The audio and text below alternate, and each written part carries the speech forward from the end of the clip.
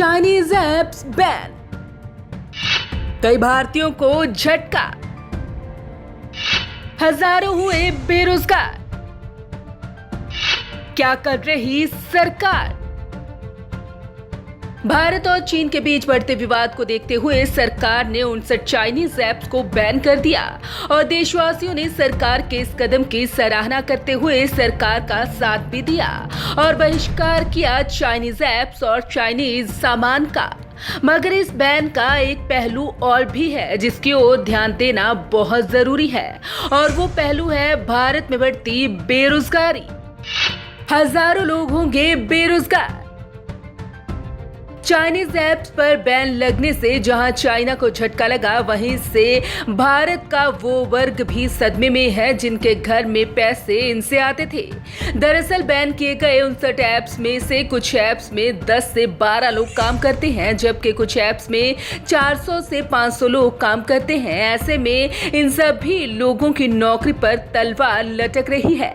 इस तरह से देखा जाए तो सरकार के इस फैसले से लगभग 10 से 12,000 लोगों के बेरोजगार होने की बात कही जा रही है। यहाँ ध्यान देने वाली बात यह भी है कि सरकार के एक्सपर्ट्स सरकार के इस फैसले को चाइनीज प्रोडक्ट्स के बायकॉट से ज्यादा असरदार बता रहे हैं। आपको बता दें कि सरकार को सुरक्षा एजेंसी इन ऐप्स को बंद करने के लिए पहले भी सलाह दे चुकी थी और सरकार ने इन्हें देश की संप्रभुता और सुरक्षा के लिए खतरा बताते हुए इन ऐप्स को देश में बैन करने का ऐलान किया है। टिकटॉक पर पहले भी लग चुका प्रतिबंध। ये पहली बार नहीं जब टिकटॉक पर सवाल उठे हों। इससे पहले भी टिकटॉक को लेकर विवाद हो चुका है और इस पर प्रतिबंध भी लग चुका है।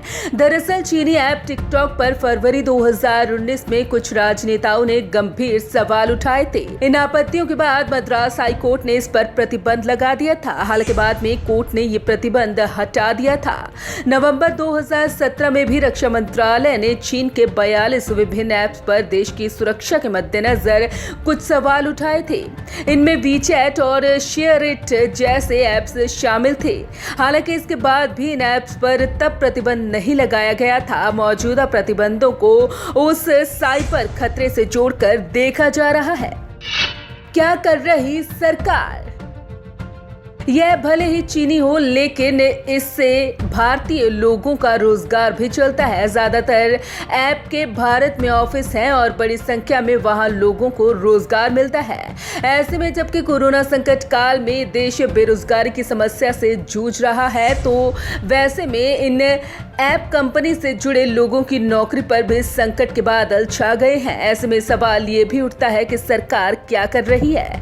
रिपोर्ट के मुताबिक इन चीनी ऐप्स की कंपनियों में काम करने वाले कर्मचारियों का कहना है कि सरकार को पहले इनके रोजगार के बारे में भी सोचना चाहिए था, क्योंकि ये सिर्फ मनोरंजन का जरिया नहीं बल्कि कईयों के घर में चूल्हे इनसे ही जलते हैं। पर फिलहाल इसका कोई जवाब नहीं है। चीनी लोग भी परेशान। कहा यह भी जा रहा है कि चीनी ऐप्स के बंद होने की वजह से चीनी लोग भी बहुत परेशान हैं। तो सबके मन में सवाल ये उठ रहा है कि ऐसा क्यों? तो आपको बता दें कि चीनी लोग इस बात से भी परेशान हैं कि भारत से कैंसर समेत अन्य दवाइयों का आयात होता है। भारत की ओर से आयात की जाने वाली दवाइयां काफी सस्ती होती हैं। इस बात से भी लोग परेशान हैं कि कहीं भारत अगर इस पर भी प्रतिबंध लगा देगा तो वहां के आम लोगों की परेशानी बढ़ सकती है।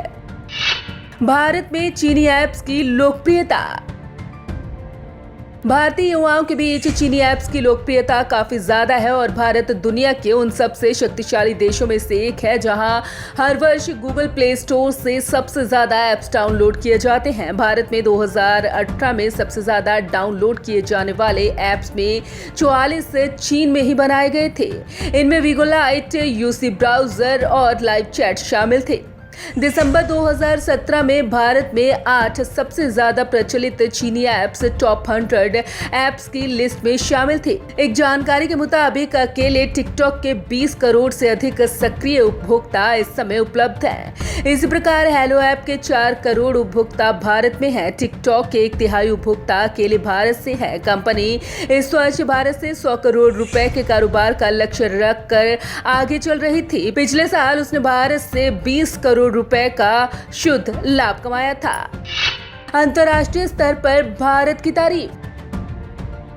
जहां एक ओर चीन द्वारा भारत के इस फैसले का विरोध किया जा रहा है और भारत सरकार पर फैसले को बदलने का दबाव बनाया जा रहा है, वहीं अंतर्राष्ट्रीय स्तर पर भारत के इस फैसले की तारीफ हो रही है। अमेरिका, कनाडा, ऑस्ट्रेलिया और यूरोप समेत दुनिया भर के कई देशों में भी चीनी कंपनी और चाइनीज ऐप्स को बैन करने की मांग उठने लगी है। Bureau report, Punjab Kesari group.